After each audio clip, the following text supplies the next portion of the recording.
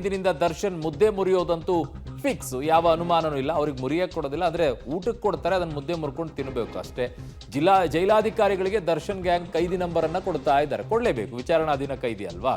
So ಹಾಗಾಗಿ ಕೊಡ್ತಾರೆ. Darshan ಕೈದಿ number 6106. So ಈ ನಂಬರನ್ನು ಈಗ ಕೊಟ್ಟಿದ್ದಾರೆ ಸಿಬ್ಬಂದಿ ದರ್ಶನ್ಗೆ. ಸೊ ಧನ್ರಾಜ್ಗೆ 6107, ವಿನಯ್ಗೆ 6108, ಪ್ರದೂಷ್ಗೆ 6109. ಸೊ ಸೀರಿಯಲ್ ನಂಬರ್ಸ್ಗಳು, ಅದೇನು ಸಿಬ್ಬಂದಿಗಳು ಇಂಥದ್ದೇ ಕೊಡಬೇಕು ಅಂತ ಏನು ಕೊಡಲ್ಲ. ಅಲ್ಲಿ ನಂಬರ್ಸ್ಗಳು ಹೆಂಗಿರುತ್ತೆ ಸೀರಿಯಲ್ ವೈಸು, ಆ ನಂಬರ್ ಅವ್ರಿಗೆ ಬರುತ್ತೆ. ಒಂದೇ ಕೊಠಡಿ ಕೊಟ್ಟಿದ್ದಾರೆ, ಮತ್ತೊಂದು ಕೊಠಡಿಯಲ್ಲಿ ಧನ್ರಾಜ್ ಮತ್ತು ವಿನಯ್ ಇದ್ದಾರೆ.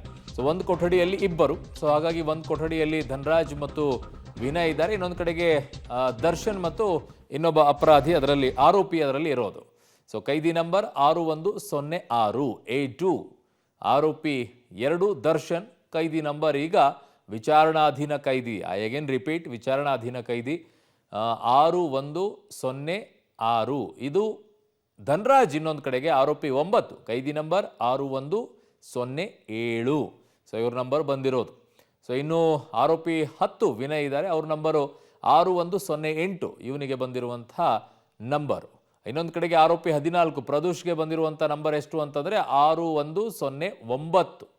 ಸೊ 6106ರಿಂದ 6109ರವರೆಗೂ ಕೂಡ ಈ 4 ಕೈದಿಗಳಿಗೆ ನಂಬರನ್ನು ಈಗ ಕೊಟ್ಟಿದ್ದಾರೆ ವಿಚಾರಣಾಧೀನ ಕೈದಿಗಳು.